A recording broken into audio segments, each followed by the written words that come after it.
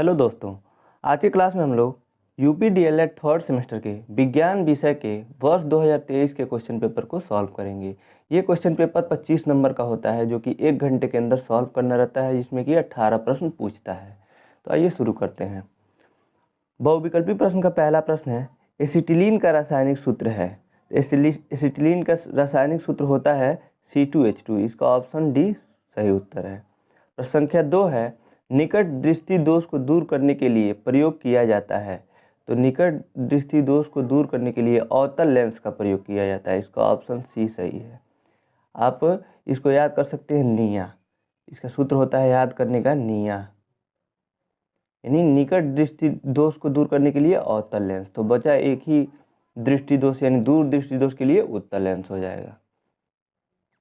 प्रश्न संख्या तीसरा है, समुद्री तल पर दाब मापी में पारे की ऊंचाई होती है।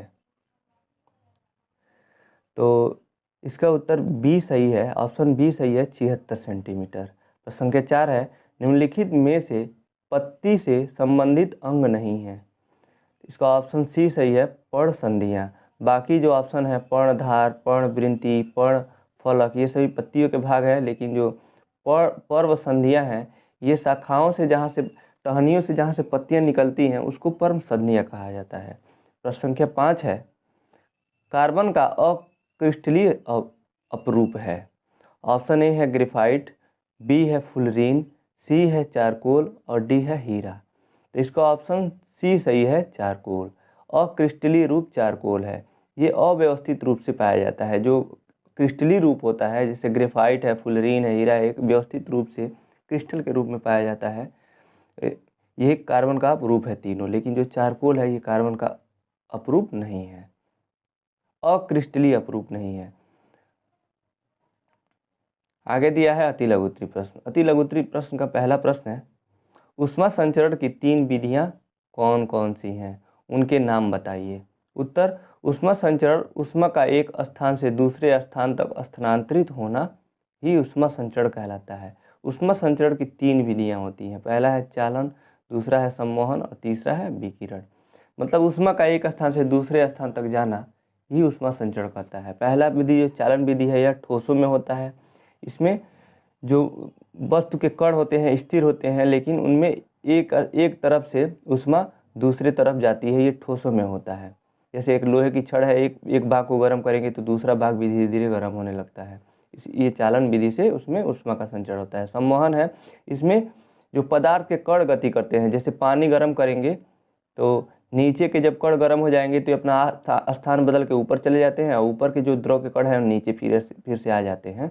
इसको सम्मोहन, पानी में जो द्रवों में ऊष्मा का संचरण होता है सम्मोहन द्वारा होता है। और विकिरण होता है, विकिरण में माध्यम की आवश्यकता नहीं होती है, सीधे वस्तु से डायरेक्ट ऊष्मा का स्थानांतर हो जाता है। जैसे सूर्य से डायरेक्ट ऊष्मा आ जाता है पृथ्वी पे, इसमें माध्यम की आवश्यकता नहीं होती है, इसको विकिरण कहते हैं। अगला प्रश्न है प्रश्न संख्या 7, रेगिस्तान का जहाज किसे कहते हैं। उत्तर, ऊँट को रेगिस्तान का जहाज कहा जाता है, क्योंकि ऊँट के पैर गद्देदार होते हैं, जिससे ऊँट को चलने और दौड़ने में आसानी होती है। ऊँट से सवारी करने के साथ ही आप भारवाहक कार्य कर सकते हैं। ऊँट लंबे समय तक बिना पानी के जीवित रह सकते हैं। क्योंकि ऊँट में रेगिस्तान में रहने से संबंधित अनुकूल परिस्थितियां पाई जाती हैं, इसलिए ऊँट को रेगिस्तान का जहाज कहते हैं। उसके पैर तलवा चौड़ा होता है और गद्देदार होता है, जिससे कि वो रेत में धंसता नहीं है। अगला प्रश्न है प्रश्न संख्या 8, खाने का सोडा और धावन सोडा का रासायनिक सूत्र लिखिए। उत्तर, खाने का सोडा का रासायनिक नाम सोडियम बाइकार्बोनेट होता है। इसका रासायनिक सूत्र होता है NaHCO3। CO3 यह ऐसे लिखते हैं, CO3 नीचे लिखेंगे, यहाँ पे पॉसिबल नहीं है, लिखा नहीं पाया है सही से, इसलिए यहाँ पे सामने है, लेकिन आप ऐसे लिखेंगे NaHCO3। 3 जो है O से थोड़ा सा नीचे रहेगा। दूसरा है धावन सोडा का रासायनिक नाम। धावन सोडा का रासायनिक नाम होता है सोडियम कार्बोनेट, और खाने का जो सोडा होता है उसको सोडियम बाइकार्बोनेट। तो सोडियम कार्बोनेट का इसका रासायनिक सूत्र होता है Na2CO3। प्रश्न संख्या 9 है, मछली तथा तिलचट्टे के श्वसन अंगों के नाम लिखिए। उत्तर, तिलचट्टे के श्वसन अंग का नाम श्वास नली है। तिलचट्टे का श्वसन तंत्र अनेक श्वास नलिकाओं से बनता है। ये नलिकाएं बाहर की ओर श्वास रंध्रों द्वारा खुलती हैं। तिलचट्टे में 10 जोड़ी श्वास रंध्र होते हैं, 2 वक्षों में और 8 उदर में होते हैं, जबकि मछली में श्वसन अंग गलफड़े यानी गिल्स होते हैं। मछलियों को पानी में घुले हुए ऑक्सीजन के अणुओं को खींचना होता है, इसके लिए उनमें उनके खास अंग गिल्स काम में आते हैं। तो तिलचट्टे में श्वसन अंगों के नाम पूछा है। देखिए, ये अति लघु उत्तरी का प्रश्न है। आप एक शब्दों में, 2 शब्दों में भी इसका आंसर दे सकते हैं कि मछली के श्वसन अंग का नाम गलफड़े तथा गिल्स होता है, जबकि तिलचट्टे के श्वसन अंग का नाम श्वास नली होती है। ऐसे भी लिख सकते हैं, लेकिन आप इतना अच्छा ऐसे लिख देंगे तो थोड़ा सा अच्छा रहेगा, लेकिन आप वैसे भी आपको नंबर मिलेगा, सिर्फ आप नाम लिख देंगे तब भी, क्योंकि सिर्फ नाम ही पूछा है। प्रश्न संख्या 10 है, पेट्रोलियम को द्रव सोना लिक्विड गोल्ड क्यों कहा जाता है? उत्तर, पेट्रोलियम की स्थिति धीरे धीरे खत्म होने के कगार पर है, जिसके कारण इसका मूल्य बढ़ता जा रहा है। इसी प्रकार सोना भी ठोस वस्तुओं से महंगा है। पेट्रोल की कीमत अधिक होने के कारण इसे द्रव सोना यानी लिक्विड गोल्ड कहा जाता है। पेट्रोलियम चूँकि महंगा होता है और वो धीरे धीरे खत्म हो रहा है, खत्म होने के कगार पे है, इसीलिए उसको द्रव सोना कहा जाता है।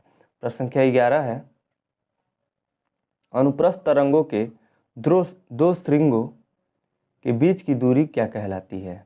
उत्तर, अनुप्रस्थ तरंगों के 2 श्रृंगों के बीच की दूरी तरंग दैर्ध्य कहलाती है, जिसको लैम्डा से प्रदर्शित करते हैं। लैम्डा ऐसे बनाया जाता है।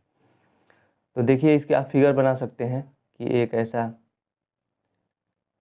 ऐसे तरंग दैर्ध्य अनुप्रस्थ तरंगें चलती हैं। जो श्रृंग होता है, ये पार्ट होता है और ये जो ऊपर वाला, इसी के बीच की दूरी को तरंग दैर्ध्य कहते हैं। इसको लैम्डा से प्रदर्शित करते हैं। देखिए, फिगर बहुत अच्छा बनाया हुआ है इसमें, इसको फिगर सीख लेंगे आप बना सकते हैं। आगे अति लघु उत्तरी प्रश्न दिया हुआ है। अति लघु उत्तरी प्रश्न, लघु उत्तरी प्रश्न का पहला प्रश्न है, प्रकाश के अपवर्तन के नियम लिखिए। उत्तर, जब प्रकाश की किरण एक माध्यम से दूसरे माध्यम में जाती है तो अपने मार्ग से विचलित हो जाती है। इस घटना को प्रकाश का अपवर्तन कहते हैं। प्रकाश के अपवर्तन के 2 नियम हैं। पहला है, आपतित किरण आपतन बिंदु पर अभिलंब और अपवर्तित किरण तीनों एक ही तल में होते हैं। दूसरा है, किन्हीं 2 माध्यमों एवं प्रकाश के किसी विशेष वर्ण के लिए आपतन कोण की जया यानी साइन आई तथा अपवर्तन कोण की जया साइन आर का अनुपात एक नियतांक होता है। इसी को स्नेल का नियम कहते हैं। यही 2 नियम है, sine i upon sine r equal to constant यानी नियतांक, और दूसरा है आपतित किरण अपवर्तित आपतन बिंदु पर अभिलंब और अपवर्तित किरण तीनों एक ही तल में होते हैं। देखिए, फिगर बनाया हुआ है। अभिलंब ये जो बीच वाला है इसको कहते हैं, और ये आपतित किरण है। देखिए, इसको सीधे आना चाहिए, लेकिन ये मार्ग से विचलित हो गया है, थोड़ा नीचे की तरफ अभिलंब की तरफ झुक गया है, इसी को मार्ग से विचलित होना कहते हैं। और ये आपतित किरण है, इसको आई से डिनोट करते हैं, दूसरा अपवर्तित किरण आर से डिनोट करते हैं। आई बराबर आपतन कोण और आर बराबर अपवर्तन कोण। नीचे दिया है साइन आई बटे sine r equal to mu यानी स्नेल का नियम इसी को कहते हैं, जहाँ म्यू माध्यम का अपवर्तनांक है। अगला प्रश्न है प्रश्न संख्या 13, भोज्य पदार्थों के परिरक्षण फूड प्रिजर्वेशन से आप क्या समझते हैं? स्पष्ट कीजिए। उत्तर, भोज्य पदार्थों का परिरक्षण, हेडिंग है, खाद्य पदार्थों के मौलिक आकार एवं रूप को परिवर्तित कर या अपरिवर्तित रख इनके पोषक तत्व एवं विटामिनों को यथा संभव बनाए रखते हुए बिना विकृति के दीर्घकालीन तक सुरक्षित रखने की विधियां एवं तकनीकों को परिरक्षण कहा जाता है। खाद्य संरक्षण तकनीक भोजन में भोजन नुकसान, विषाक्त भोजन और सूक्ष्म जीव संदूषण को रोकने के लिए होता है।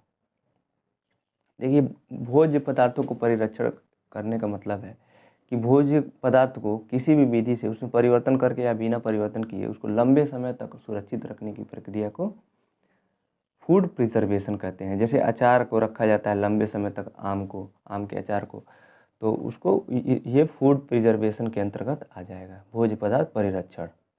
आगे दिया है खाद्य पदार्थों के संरक्षण की आवश्यकता। पहला है खाद्य पदार्थों को खराब होने और खाद्य विषाक्त को कम करने के लिए। दूसरा है सूक्ष्म जीव संदूषण को रोकने के लिए। तीसरा है इसे पूरे साल उपलब्ध कराने के लिए। अगला है इसके स्वाद को अधिक समय तक बनाए रखने के लिए। अगला है इसे अधिक समय तक संचय करने एवं ताज़ा बनाए रखने के लिए इनकी आवश्यकता होती है, खाद्य पदार्थों के संरक्षण की आवश्यकता होती है। अगला प्रश्न है प्रश्न संख्या 14, जीवाणु कोशिका की संरचना का नामांकित चित्र बनाइए। उत्तर, जीवाणु कोशिका की संरचना का नामांकित चित्र निम्न है। ये देखिए आप नामांकित चित्र है, आप स्क्रीनशॉट ले सकते हैं और इसको आप तैयार कर लीजिएगा। एक कोई फिगर भी साइंस में पूछता है तो ये कोशिका का, जीवाणु कोशिका का चित्र है। अगला प्रश्न है प्रश्न संख्या 15, मधुमेह यानी डायबिटीज क्यों होता है, इसके प्रकार, कारण तथा लक्षण लिखिए। मधुमेह डायबिटीज का मतलब होता है शुगर। क्यों होता है, उसके कारण, प्रकार और लक्षण बताना है। उत्तर देखते हैं इसका। मधुमेह तब होता है जब अग्नाशय, अमाशय के पीछे की एक ग्रंथि हार्मोन इंसुलिन का पर्याप्त उत्पादन नहीं करता है या शरीर इंसुलिन का सही उपयोग नहीं कर सकता, जिससे मरीज के शरीर के रक्त में ग्लूकोज का स्तर बहुत अधिक हो जाता है। जब व्यक्ति के भीतर में पर्याप्त मात्रा में इंसुलिन नहीं बन पाता और शरीर की कोशिकाएं इंसुलिन के प्रति ठीक से प्रतिक्रिया नहीं कर पाती, उस स्थिति में व्यक्ति में मधुमेह या डायबिटीज रोग हो जाता है। इसी में आगे दिया है, इंसुलिन ग्लूकोज को ग्लाइकोजन में बदलने में मदद करता है और रक्त शर्करा के स्तर को कम करता है। इंसुलिन शर्करा को रक्त प्रवाह से कोशिकाओं में ले जाने में मदद करता है। जो इंसुलिन हार्मोन होता है, जो भी कुछ खाते हैं हम लोग तो वो ग्लूकोज में कन्वर्ट होता है और ब्लड में मिलता है। तो इंसुलिन का काम होता है ग्लूकोज को ग्लाइकोजन में बदलना और ब्लड में शुगर की मात्रा को, यानी जो ग्लूकोज की मात्रा को नियंत्रित करना। जब कुछ ग्लूकोज को वो ग्लाइकोजन में बदल लेता है जिससे कि एक नियंत्रित मात्रा ही बनी रहती है ब्लड में। लेकिन जब इंसुलिन का बनना कम हो जाता है शरीर में, तो जितना भी ग्लूकोज होता है वो कोई भी ग्लाइकोजन में बदलता नहीं है, जिससे कि ग्लूकोज की मात्रा बढ़ने लगती है, जिससे इंसान को मधुमेह रोग हो जाता है। मधुमेह यानी डायबिटीज 2 प्रकार का होता है। पहला है टाइप 1 मधुमेह, दूसरा है टाइप 2 मधुमेह। तो पहला हेडिंग लिखेंगे टाइप 1 मधुमेह। टाइप 1 में शरीर में इंसुलिन बनना कम हो जाता है या बंद हो जाता है। इंसुलिन एक तरह का हार्मोन है जो शुगर को रक्त में मिलाने में सहायक होता है। इसकी कमी डायबिटीज़ का कारण बनती है। टाइप 1 डायबिटीज़ दवाओं से नियंत्रित किया जा सकता है। दूसरा टाइप है टाइप 2 मधुमेह। इस प्रकार के मधुमेह में शरीर इंसुलिन का ठीक से उपयोग नहीं करता है और सामान्य सीमा पर रक्त शर्करा को नियंत्रित नहीं कर पाता। मधुमेह के कारण यानी डायबिटीज़ किस कारण होते हैं? पहला है हाई ब्लड ग्लूकोज। ग्लूकोज को ब्लड फ्लो के जरिए अपने गंतव्य तक पहुंचाने के लिए इंसुलिन हार्मोन की ज़रूरत पड़ती है। यदि अग्नाशय पर्याप्त मात्रा में इंसुलिन नहीं बना पाता या शरीर इसका ठीक से उपयोग नहीं करता तो ब्लड में ग्लूकोज की मात्रा बढ़ जाती है। इससे हाई ब्लड ग्लूकोज यानी हाइपर ग्लाइसीमिया होता है। दूसरा है हार्मोन असंतुलन, हार्मोनल इम्बैलेंस। गर्भावस्था के दौरान प्लेसेंटा हार्मोन जारी करता है जो इंसुलिन प्रतिरोधक का कारण बनता है। यदि अग्नाशय इंसुलिन प्रतिरोधक को दूर करने के लिए पर्याप्त इंसुलिन का उत्पादन नहीं कर सकता है तो गर्भावस्था में मधुमेह विकसित हो सकता है। आगे है मधुमेह यानी डायबिटीज़ के लक्षण। पहला है मतलब कौन कौन से लक्षण आपके शरीर में होंगे जिससे आपको पता लग सकता है कि हमको शुगर हो सकता है। पहला है प्यास के साथ मुंह सूखना। दूसरा है जल्दी जल्दी पेशाब का आना। तीसरा है अचानक वजन घट या बढ़ जाना। और चौथा है लगातार थकान महसूस होना। पांचवा है स्किन या जननांगों में ईस्ट इन्फेक्शन होना। और छठवां है हाथों या पैरों में सुन्नपन या झुनझुनी। ये सभी लक्षण हैं डायबिटीज़ के। अगला प्रश्न है प्रश्न संख्या 16, हाइड्रोकार्बन यौगिक क्या है, यह कितने प्रकार का होता है, उदाहरण देकर समझाइए। उत्तर, हाइड्रोकार्बन यौगिक कार्बन तथा हाइड्रोजन तत्वों के परस्पर संयोग से बने यौगिक हाइड्रोकार्बन यौगिक कहलाते हैं। हाइड्रोकार्बन दो प्रकार का होता है, पहला है संतृप्त हाइड्रोकार्बन और दूसरा है असंतृप्त हाइड्रोकार्बन। पहला हेडिंग लिखेंगे संतृप्त हाइड्रोकार्बन। ऐसे हाइड्रोकार्बन जिनमें सभी कार्बन परमाणु 4 अन्य परमाणुओं से बंधे होते हैं और एक ही सहसंयोजी अबंधों द्वारा संतुष्ट होते हैं, उसे संतृप्त हाइड्रोकार्बन कहते हैं। जैसे methane, CH4, ethane, propane, butane आदि। इसमें ये सिंगल बॉन्ड से जुड़े होते हैं। एक कार्बन होगा 4 अन्य परमाणुओं से एकल बंध से यानी सिंगल बॉन्ड से जुड़ा हुआ होगा, उसको संतृप्त कार्बन कहते हैं।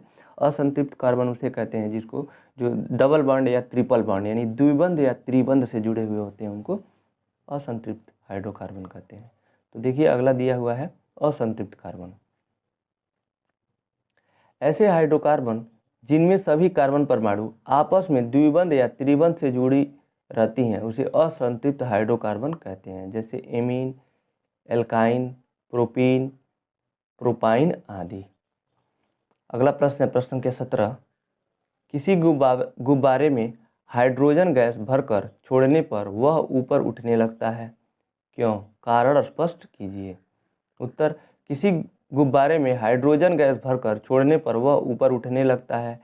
ऐसा इसलिए होता है क्योंकि हाइड्रोजन हवा से हल्की होती है, जिसके कारण हाइड्रोजन से भरा गुब्बारा आसानी से ऊपर की ओर आगे बढ़ता है तथा अत्यधिक ऊपर जाने पर दाब कम होने लगता है, जिससे धीरे धीरे गुब्बारा फैलता है और एक समय बाद वह अत्यधिक अंदर से दबाव के कारण फट जाता है। अतः हम कह सकते हैं कि हाइड्रोजन या हीलियम से भरा हुआ गुब्बारा हवा से हल्का होने के कारण आसानी से ऊपर चला जाता है। क्योंकि हवा से हल्का होता है हाइड्रोजन, इसलिए वो ऊपर उठता जाता है। जैसे जैसे ऊपर जाता है, बहुत ज़्यादा जब ऊपर चला जाता है गुब्बारा, तो वायुमंडल का दबाव गुब्बारे पे बहुत कम हो जाता है, जिससे कि उसके अंदर जो हाइड्रोजन भरा रहता है वो उसका दबाव गुब्बारे पे ज़्यादा होता है, इसलिए वो फट जाता है। अगला प्रश्न है प्रश्न संख्या 18। ओजोन परत अवक्षय से आप क्या समझते हैं? इसके कारणों पर संक्षिप्त टिप्पणी कीजिए। उत्तर, हमारी पृथ्वी के चारों ओर वायुमंडल ओजोन नामक गैस की मोटी परत से ढका है। ओजोन की यह परत सूर्य के प्रकाश की पराबैंगनी किरणों को पृथ्वी पर आने से रोकती है। यह हमारे स्वास्थ्य के लिए अत्यंत हानिकारक होती है। मानव द्वारा रेफ्रिजरेटर, अग्निशमन यंत्र तथा एरोसोल स्प्रे में उपयोग किए जाने वाले क्लोरोफ्लोरोकार्बन के कारण ओजोन परत का ह्रास होता है। इसे ओजोन परत का अवक्षय कहते हैं।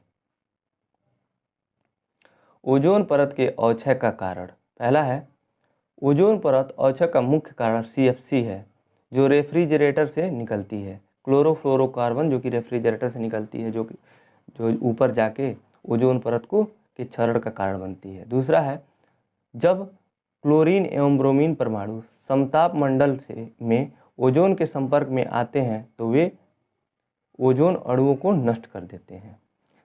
दूसरा जो कारण है फ्लोरीन गैसेस भी हैं और पहला है CFC जो कि रेफ्रिजरेटर से निकलता है। तो इसी के साथ आज का क्लास यहीं समाप्त होता है। आज का क्लास आपको कैसा लगा आप कमेंट बॉक्स में बताइएगा। अगर आपको अच्छा लगा तो इस वीडियो को लाइक कीजिए, अपने दोस्तों के साथ शेयर कीजिए और ये वीडियो पहली बार देख रहे हैं तो चैनल को सब्सक्राइब कीजिए। इस वीडियो को देखने के लिए आपका बहुत बहुत धन्यवाद दोस्तों।